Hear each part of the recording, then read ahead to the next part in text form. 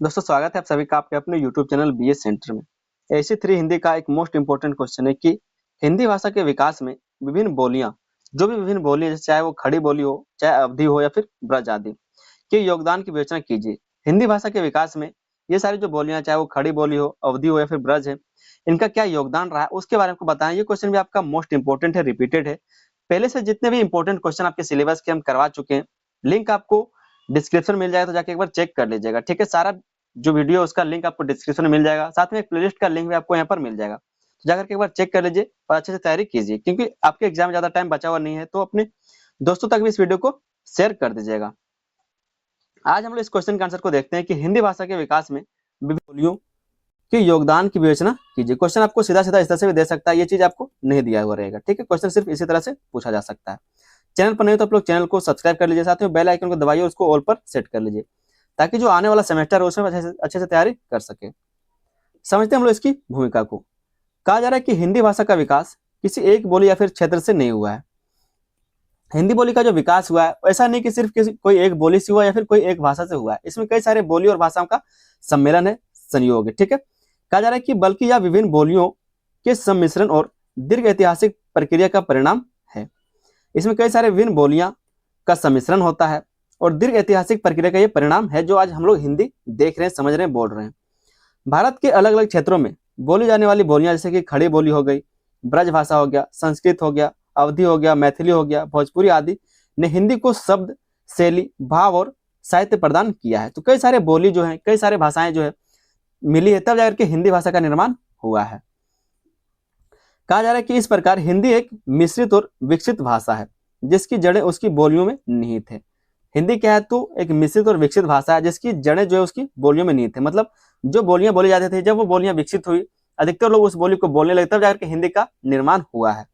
यहाँ पर हम लोग देखेंगे कि हिंदी के विकास में बोलियों का क्या योगदान रहा है। जो विभिन्न बोलियां देश में बोली जाती है, फिर जो पहले बोली जाती थी, उसका क्या योगदान रहा है हिंदी के विकास में, हिंदी भाषा के विकास में। तो पहले हम देखते हैं खड़ी बोली का योगदान, कि खड़ी बोली का क्या योगदान रहा है हिंदी के विकास में। खड़ी बोली आधुनिक मानक हिंदी का आधार है। आज के टाइम का जो है वो इसका आधार माना जाता है। जो खड़ी बोली है आज के टाइम में, जो हिंदी है, उसका आधार इसको माना जाता है। क्यों माना जाता है? क्योंकि दिल्ली और आसपास के क्षेत्र में बोली जाने वाली खड़ी बोली को 19वीं सदी में लेखकों और शिक्षकों ने क्या तो अपनाया था। जैसे 19वीं सदी का टाइम चला था, या फिर उससे पहले भी जो दिल्ली वाला क्षेत्र था वो बहुत ही विकसित क्षेत्र था, एक व्यापारिक क्षेत्र था वो। ठीक है, जिसके कारण वहां पर जो बोली बोला जाता था, पहले मुगल आए, मुगलों ने वहां पर समझा, व्यापार किया, राज किया। वहां पर क्या तो खड़ी बोली बोल रहे थे, या फिर जो भी उनका बोली था, ठीक है, फारसी हो, तुर्की हो, जो भी अरबी हो, जो भी बोली ऊपर बोल रहे थे, तो वो खड़ी बोली था। धीरे धीरे वो जो बोली था, जो भाषा था, वो टूटता गया, टूटता गया, टूटता गया। क्योंकि भाषा बोली एक जैसा हमेशा नहीं रहता, वो टूटता जाता है, परिवर्तन उसमें होता रहता है। तो जब वो टूटता गया और एक व्यापारिक केंद्र भी था, वो धीरे धीरे वो क्षेत्र में विकसित होता रहा, जिसके कारण जो खड़ी बोली है उसका विकास उस क्षेत्र में बहुत ही व्यापक हो गया। ठीक है, बहुत ज्यादा क्षेत्र तक वो फैल गया। तो ये कहा जा रहा है कि दिल्ली और आसपास के क्षेत्र में बोली जाने वाली खड़ी बोली को 19वीं सदी में लेखकों और शिक्षकों ने अपनाया। जो लेखक थे खड़ी बोली में वो साहित्य लिखने लगे, जो शिक्षक थे उन्होंने पढ़ाना शुरू किया, जिसके कारण ये व्यापक क्षेत्रों में फैल गया। इसी बोली में किताबें, अखबार और शिक्षा का विकास हुआ। और इसी बोली में क्या हो, तो किताबें छपने लगी, अखबार छपने लगे और शिक्षा का विकास होने लगा। धीरे धीरे यही बोली मानक हिंदी बन गई, और धीरे धीरे क्या, तो यही जो बोली है वो मानक हिंदी बनी। क्योंकि जब बड़े क्षेत्र में कोई बोली बोलना शुरू हो जाता है, तो वही उसको भाषा का रूप दे दिया जाता है, भाषा उसको कहा जाने लगता है। तो बहुत बड़े क्षेत्र में क्या है, तो ये जो खड़ी बोली वो बोली जाने लगी, जिसके कारण इसको मानक मान लिया गया, मानक रूप दे दिया गया, मानक हिंदी के रूप में इसको माना जाने लगा। ठीक है, जिस भाषा में पढ़ाई लिखाई शुरू होती है वही मुख्य भाषा बन जाती है। खड़ी बोली ने हिंदी को आधुनिक रूप, एक रूपता और व्याकरणिक ढांचा प्रदान किया है। जो खड़ी बोली है उसने क्या किया, तो आज का जो हिंदी है उसको आधुनिक रूप दिया है, एक रूपता दिया और व्याकरणिक ढांचा प्रदान किया है। तो ऐसा क्यों है? जो खड़ी बोली का योगदान है वो कैसे रहा, तो एक व्यापारिक केंद्र था दिल्ली, जिसके आसपास वाले क्षेत्रों में खड़ी बोली का शुरुआत हुआ, खड़ी बोली लोग बोलने लगे, जिसके कारण वहां पर अखबार छपने लगे, खड़ी बोली में ही किताबें छपने लगी, शिक्षा का विकास होने लगा, जिसके कारण क्या, तो लोगों ने इसी को हिंदी के रूप में अपना लिया।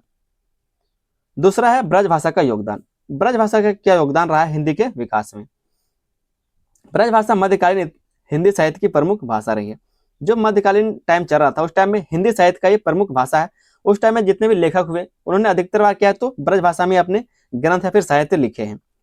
कवियों ने ब्रज भाषा में काव्य रचनाएं की जिनमें सुंदर और मधुर शब्दों का प्रयोग हुआ है।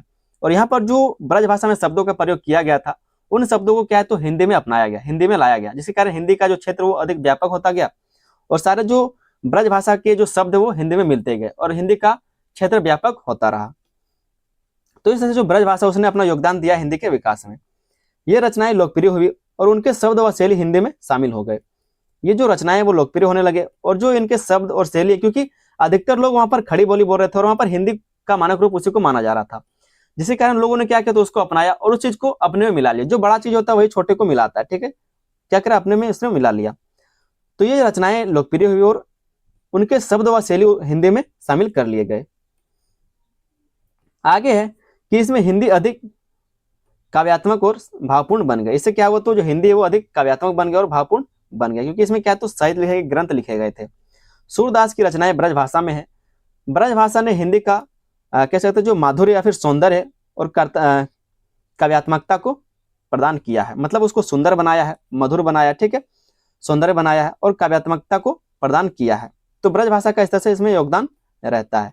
आगे हम लोग देखते हैं अवधि का योगदान, कि अवधि का क्या योगदान रहा हिंदी के विकास में।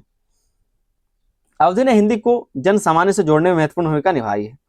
अवधि ने क्या किया, क्योंकि बहुत सारे जो रचनाएं वो अवधि भाषा में की गई है, तो अवधि जो पहुंच था वो अधिक लोगों तक था, जिसके कारण वो लोग उस भाषा को अपनाए और वो पहले से हिंदी बोल रहे थे। जो मानक भाषा हिंदी खड़ी बोली उसका प्रयोग वो लोग कर रहे थे, तो इसके कारण इसको भी अपने में समाहित कर लिया गया और ये सब कुछ मिलकर क्या है तो हिंदी भाषा के विकास में रहा है। तो अवधि ने हिंदी को जन सामान्य से जोड़ने में महत्वपूर्ण भूमिका निभाई। अवधि में धार्मिक और लोक काव्य रचे गए जो आम लोगों को आसानी से समझ में आए। अवधि में कई सारे जो रचनाएं की गई, धार्मिक लोक काव्य रचे गए जो आम लोगों को समझ में आया। इन रचनाओं के माध्यम से भाषा गांव-गांव तक पहुंची। जो अवधि भाषा थी वो गांव-गांव तक पहुंच पाया। इससे अवधि के शब्द और शैली हिंदी में शामिल हो गए और इससे क्या है तो जो अवधि के शब्द और शैली वो हिंदी में शामिल है, क्योंकि पहले से लोग क्या है हिंदी बोल ही रहे हैं। जो हिंदी भाषा है जो खड़ी बोली है लोग वो बोल ही रहे हैं और ऊपर से ये चीज जो है अवधि भाषा वो लोगों तक पहुंच गया, जिसके कारण इसके जो शब्द है, जो अवधि के जो शब्द है उसको भी लोगों ने हिंदी में अपना लिया और इस तरह से हिंदी का विकास हुआ है। तुलसीदास की रामचरितमानस अवधि में है। अवधि ने हिंदी को सरलता, व्यापकता और जन भाषा का रूप दिया है, क्योंकि अवधि अधिक लोग समझते थे जिसके कारण जन तक ये भाषा पहुंची और पहले से लोग खड़ी बोली हिंदी बोल ही रहे थे, तो अवधि को भी इन्होंने शामिल कर और हिंदी का इस तरह से विकास हुआ। मैथिली का क्या योगदान रहा है? मैथिली का क्या योगदान रहा है? मैथिली ने हिंदी को भावनात्मक और गीतात्मक रूप प्रदान किया है। जो मैथिली भाषा है उसने क्या किया तो हिंदी को भावनात्मक और गीतात्मक रूप प्रदान किया है। पहला है कि मैथिली में प्रेम और भक्ति से जुड़े गीत लिखे गए। जो मैथिली भाषा उसमें प्रेम और भक्ति से जुड़े गीत लिखे गए थे। इन गीतों की शैली हिंदी में आई, फिर इन गीतों की जो शैली है वो हिंदी में आई। इससे हिंदी अधिक मधुर और भावपूर्ण बन गई, क्योंकि अधिकतर लोग हिंदी बोल रहे थे और जब वहां पर अच्छे अच्छे भाषाएं आती है, अच्छे अच्छे किसी दूसरे भाषा में शब्दों को लिखा जाता है तो उसको हिंदी में काट के मिला लिया और हिंदी भाषा में उसको अपना लिया, जिसके कारण हिंदी का जो विकास होगा और जो ब्रज भाषा जो अवधि भाषा वो धीरे धीरे दबता गया और इन्होंने क्या हिंदी भाषा में अपना योगदान दिया है। आगे कहा जा रहा है कि जैसे विद्यापति की पदावली, मैथिली ने हिंदी को भावनात्मक गहराई और मधुरता दी है। मैथिली भाषा ने क्या किया तो हिंदी को भावनात्मकता दिया है, गहराई दिया और मधुरता प्रदान किया है। तो इस तरह से हिंदी के विकास में मैथिली ने अपना योगदान रखा है। आगे हम लोग भोजपुरी, राजस्थानी आदि का फिर योगदान देख लेते हैं। जो अन्य बोली जाने वाली भाषा या फिर जो बोली है उसका योगदान क्या रहा है हिंदी के विकास में। इन बोलियों ने हिंदी को जीवंत और समृद्ध बनाया है। ये सब जो बोली है वो क्या है तो हिंदी को जीवंत बनाता है और समृद्ध बनाता है। ये बोलियां दैनिक जीवन में बोली जाती थी, इसलिए इनके शब्द हिंदी में आए। ये सब जो बोलियां हैं वो दैनिक जीवन में बोला जाता था, मतलब बातचीत करने के लिए इसका उपयोग किया जाता था, जिसके कारण इनके शब्द क्या है तो हिंदी में आ गए। जैसे राजधानी जो राजस्थानी है उसके शब्द कई सारे हिंदी में आए हुए। जो भोजपुरी है, जो खोरठा है, ठीक है, जो संथाली या फिर कह सकते हैं बहुत सारे यहाँ पर भाषाएं बोली जाती है, जिसका कहीं ना कोई शब्द है, कोई रचना है, जिसके कारण कोई शब्द आपको अच्छा लगा तो लोगों ने क्या उसको अपना लिया। और क्योंकि अधिकतर लोग हिंदी बोलते हैं तो हिंदी में बातचीत करते करते कोई ऐसा शब्द जिसका प्रयोग उसने कर लिया तो वो हिंदी भाषा का शब्द बन गया। तो इस तरह से इसका विकास में योगदान दिया है। अगला पॉइंट लिखा है इनके मुहावरे, लोकोक्तियां और बोलचाल के तरीके हिंदी में शामिल हो गए। जो इनके मुहावरे थे, जो लोकोक्तियां थी, जो बोलचाल के तरीके थे वो भी हिंदी में शामिल हो गए। तो इस तरह से इसका योगदान रहा है हिंदी के विकास में। इससे हिंदी अधिक व्यवहारिक और प्रभावशाली बनी है। और इसी कारण से क्या है तो हिंदी जो अधिक व्यवहारिक बना और प्रभावशाली बना है। इन बोलियों ने हिंदी को शब्द समृद्धि, विविधता और जीवंतता प्रदान की है। शब्द समृद्धि का मतलब है कई सारे जो बोलियां हैं, जो कई सारे भाषाएं हैं, उनके जो शब्द थे उसको हिंदी ने अपनाया है। जो हिंदी बोली लोग थे, हिंदी बोलने वाले लोग थे, उन्होंने अनेक शब्दों को अपनाया, जाकर के हिंदी का विकास इस तरह से हुआ है। आगे हम लोग थोड़ा सा समग्र विश्लेषण देख रहे थे कि जो कई सारे भाषाएं हैं उसका किस तरह से योगदान रहा है हिंदी के विकास में। विभिन्न बोलियों ने मिलकर हिंदी को विकसित किया है। बहुत सारे बोलियों ने क्या है तो हिंदी को विकसित किया है। खड़ी बोली ने इसे मानक रूप दिया। जो खड़ी बोली है उसने इसको मानक रूप दिया, ताकि जो अधिकतर लोग हैं, जो बड़े क्षेत्र में फैले हुए लोग हैं, सभी क्या जो शब्द बोल रहे वो उसका अर्थ सेम हो, इसी को बोलते हैं मानक रूप। तो जो खड़ी बोली थी उसको मानक रूप इसने दिया है। ठीक है, अगला है ब्रजभाषा ने इसे सौंदर्य और काव्यात्मकता दी है। जो ब्रजभाषा उसने क्या किया तो सौंदर्य दिया, क्योंकि ब्रजभाषा में बहुत सारे साहित्य इस तरह से लिखे गए थे जो बहुत ही सुंदर थे, तो उसको सौंदर्य प्रदान किया, काव्यात्मकता प्रदान किया है।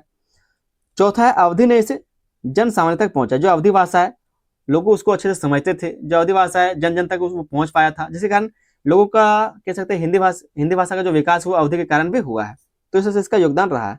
अन्य बोलियों ने इसे शब्द समृद्ध और व्यापक बनाया। जो अन्य बोलियां थी उसके द्वारा भी बहुत सारे शब्दों को हिंदी में जोड़ा गया है और उससे क्या है तो व्यापक बनाया गया है। आगे दोस्तों हम लोग छोटा सा निष्कर्ष देख लेते हैं। निष्कर्ष में कहा जा रहा है कि हिंदी भाषा का विकास विभिन्न बोलियों के संयुक्त योगदान का परिणाम है। हर बोली ने हिंदी को अलग अलग रूप में समृद्ध किया है। हर बोली ने क्या किया तो हिंदी को अलग अलग रूप में समृद्ध किया है। किसी ने रूप दिया, किसी ने भाव दिया, तो किसी ने शब्द दिए। इसी कारण हिंदी आज एक समृद्ध, सरल और व्यापक और प्रभावशाली भाषा बन पाई है। हर बोली ने क्या किया तो अपना अपना योगदान दिया है, तब जाकर के हिंदी का विकास हो पाया, हिंदी का भाषा का विकास हो पाया। उम्मीद करते हैं क्वेश्चन का आंसर को समझ में आ गया होगा। प्लेलिस्ट का लिंक आपको डिस्क्रिप्शन मिल जाएगा, तो चले जाइए जाके चेक कर लीजिए। चैनल पर नए तो आप लोग चैनल को सब्सक्राइब कर लीजिए, अपने दोस्तों में इस वीडियो को शेयर भी कर देना है। मिलते हैं हम लोग किसी अगले वीडियो में, तब तक के लिए धन्यवाद। जय हिंद।